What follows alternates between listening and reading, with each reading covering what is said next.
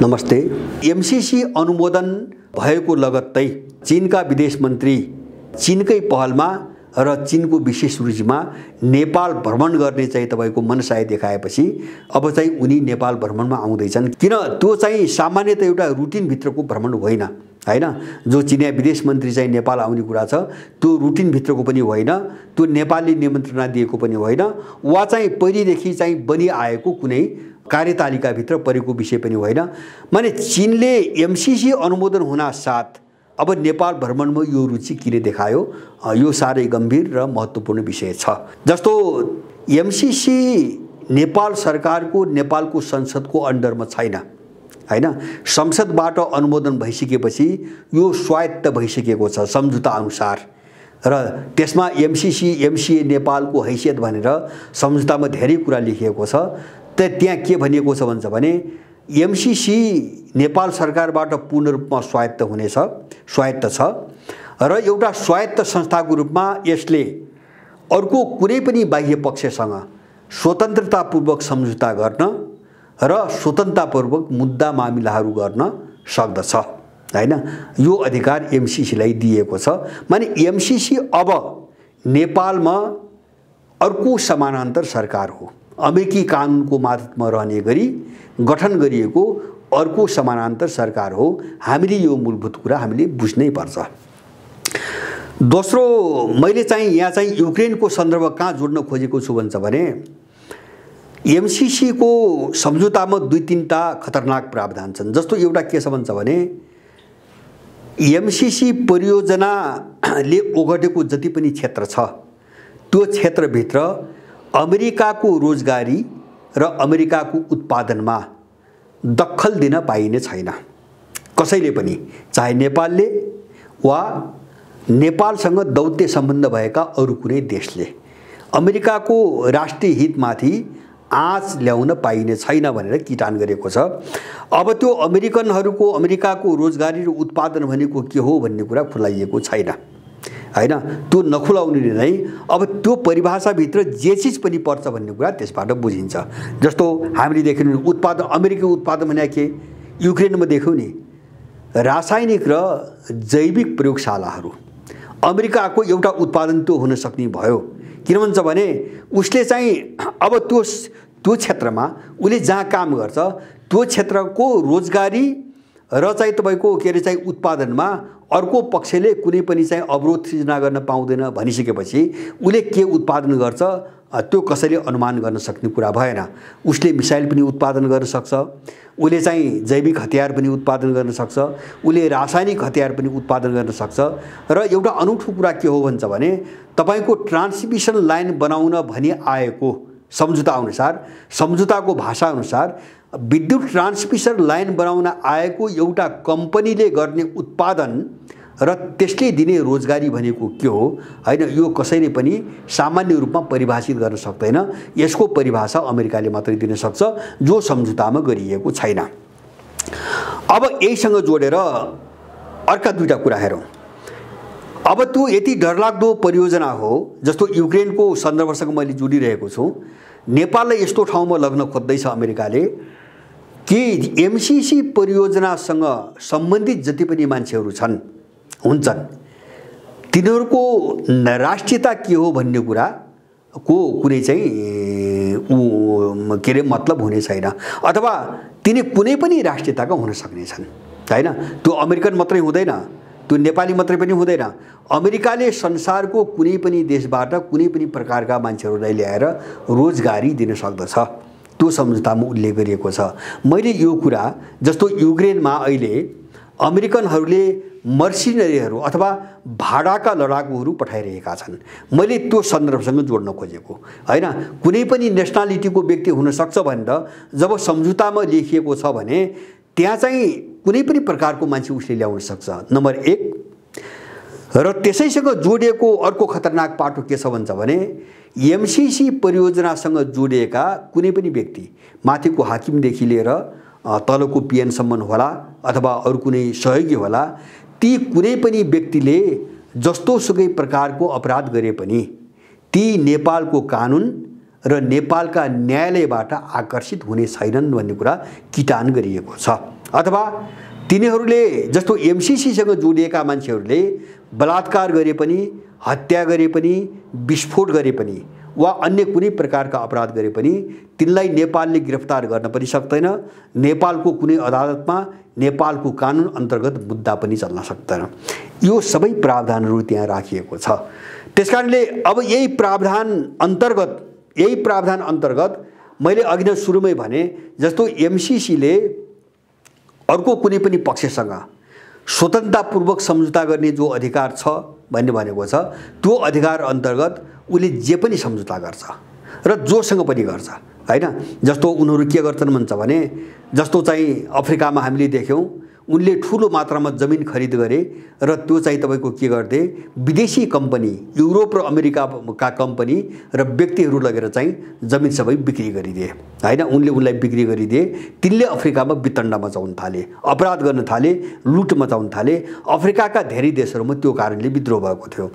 अब यहाँ चाहिँ हामी चाहिँ होशियार हुनुपर्ने तपाईको कहाँ छ भन्छ भने अब त्यस्ता कम्पनीहरू उसले ल्याउँछ, भोलि निश्चित रूपमा ल्याउँछ। किन भन्छ भने त्यहाँ सम्झौतामा के भनिएको छ, त्यस्ता व्यक्ति पनि ल्याउँछ, कम्पनी पनि ल्याउँछ विदेशीहरू र कुनै पनि देशका ल्याउँछ।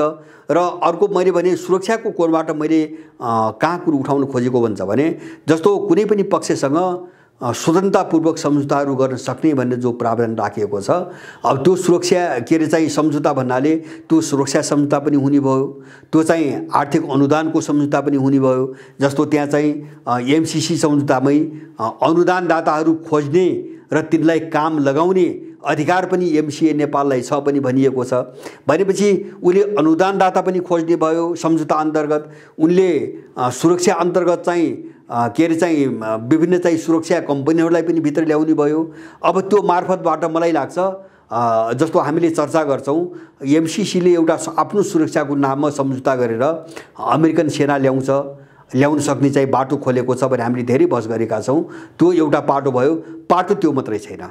जस्तो उसले यस्ता मर्सिनरी अथवा भाडाका सैनिक ग्याङहरू पनि ल्याउन सक्छ सुरक्षा कम्पनीको नाममा। जस्तो अहिले चाहिँ एमसीए नेपालले जो यहाँ बनाएको छ, सीआईले जो बोर्ड गठन गरेको छ, त्यसले चाहिँ अमेरिकनको एउटा सुरक्षा कम्पनीलाई टेन्डरबाट नेपालमा भित्राइसकेको छ।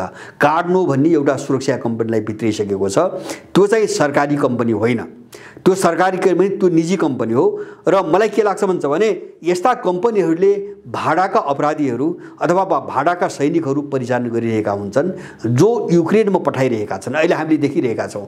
त्यसकारणले गर्दाखेरि अब युक्रेन पश्चिमाहरूलाई विशेष गरिकन अमेरिकनहरूलाई बुझ्नुको निम्ति युक्रेन हाम्रो निम्ति साह्रै राम्रो उदाहरण हो। अहिले जस्तो भित्रभित्र युक्रेन कस्तो हालतमा पुगिसकेको रहेछ यो सबैको आकलन नगरिकन रुसले चाहिँ तपाईको सैन्य अपरेसन अगाडि बढाएको छैन हैन।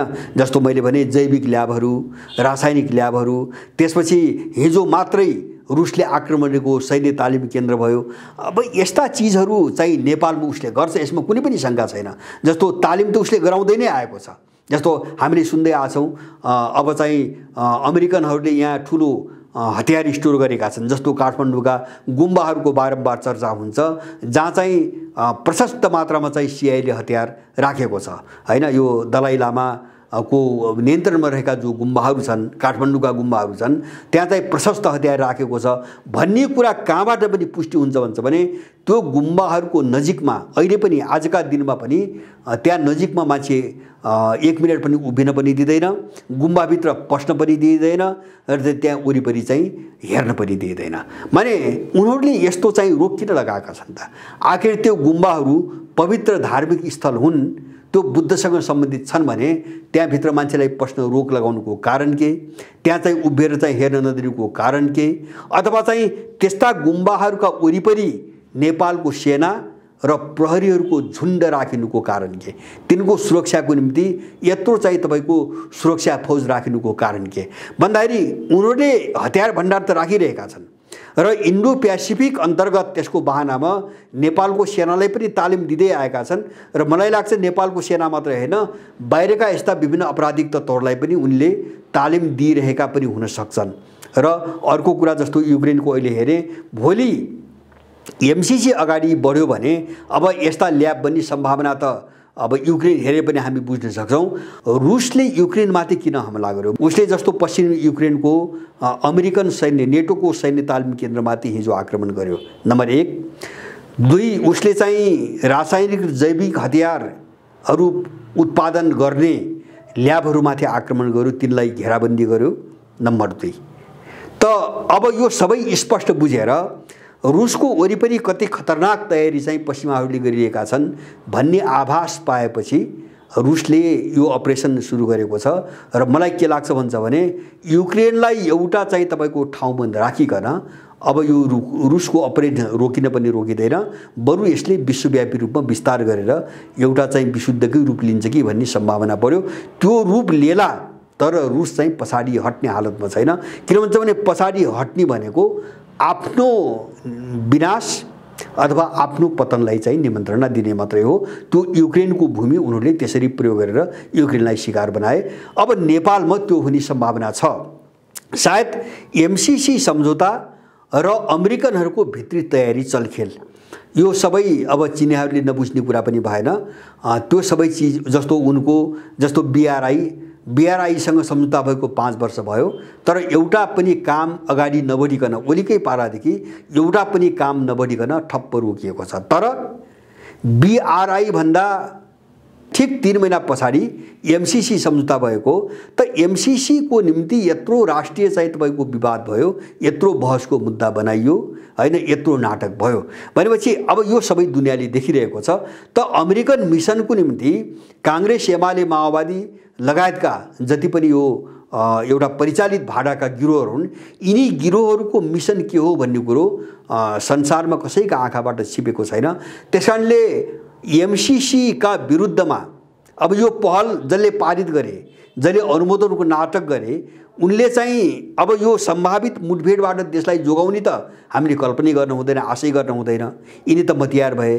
त युक्रेनलाई हेरिकन जुन दुर्दशा भयो त्यो हालतमा देश नजाओस् भने त हामी आम नेपालीहरू यसको प्रतिरोधको निम्ति एउटा अलिकति गम्भीरतापूर्वक सोच विचार गरेर अगाडि नबढी नहुने अवस्था आएको छ। किन भन्छ भने भोलि जसरी रुसले आफ्नो चाहिँ सुरक्षाको निम्ति युक्रेनमाथि यसरी बलपूर्वक हात हाल्नुपर्ने अवस्था आयो, भोलि हाम्रो वरिपरि रहेका छिमेकीहरूले आफ्नो बचाउको निम्ति त्यही ढङ्गले नेपालमाथि हात हाल्नुपर्ने अवस्था सिर्जना हुन सक्ने सम्भावना एकदमै बढेर गइसकेको छ।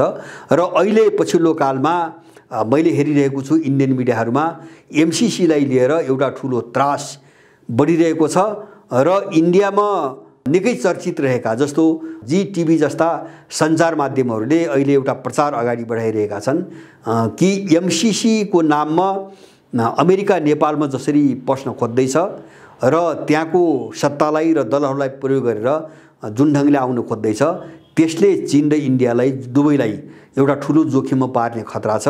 यसप्रति चाहिँ सजग हुनुपर्छ।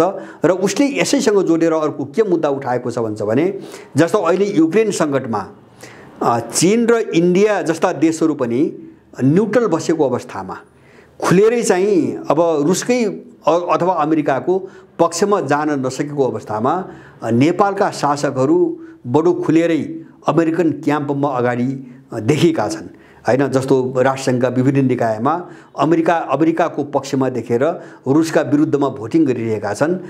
यसले यहीसँग जोडेर आएको तपाईँको एमसीसी प्रकरणले इन्डिया पनि सजग हुनुपर्ने अवस्था सिर्जना भएको छ भन्ने सम्बन्धका समाचारहरू अहिले प्रसारण गरिरहेका छन्।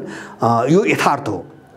यो चिनिया विदेश मन्त्रीको भ्रमणको शैली हेर्ने हो र इन्डियन सञ्चार माध्यमहरूको प्रतिक्रिया हेर्ने हो भने अब यो चाहिँ अमेरिकनहरूलाई समयमै नेपालीहरूले नियन्त्रण गर्न नसक्ने हो अथवा तिनले परिचालन गरेका दलालहरूलाई ठेगान लगाउन नसक्ने हो भने नेपालले निकट भविष्यमै युक्रेनको नीति भोग्नुपर्छ। मलाई लाग्छ त्यो नेपालले भोग्नै पर्छ। एउटै मात्र सम्भावना के हो भन्छ भने हामी त्यो नीतिबाट एउटै शर्तमा एउटै सन्दर्भमा मात्रै हामी जोगिन सक्छौँ। यदि युक्रेन सङ्कट अब अमेरिकनहरू अथवा युरोपियनहरूको रणनीति विपरीत गएर टुङ्गियो हैन, अथवा चाहिँ विश्वको समीकरण उल्टियो, शक्ति सन्तुलन उल्टियो भने अमेरिकनहरूको यहाँ चलखेल अगाडि बढ्दैन। उनीहरू नेपालबाट फिर्ता जानुपर्छ। उनीहरू जान्छन् पनि, किन सम्झौतामा उनीहरू बडो सजिलो शर्त राखेका छन्। आफूलाई अप्ठ्यारो पर्यो, काम गर्न नसकेका अवस्थामा भाग्नको निम्ति बडो सजिलो शर्त राखेका छन्। यदि यो यो यो विश्वको जो टकराउ हो, यो टकराउ लम्बियो, अझ अगाडि लम्बियो र यसले चाहिँ विश्वलाई गाँच्ने अवस्था सिर्जना भयो भने नेपाल एउटा ठुलो रक्तपात र मुठभेडको चरणमा गइसकेको छ। यसलाई टार्न सकिने अवस्था छैन र यसको विरुद्ध अथवा यसको मुकाबला कसरी गर्ने, हामीले त्यो दिशातिर गहिरिएर सोच्नुपर्छ।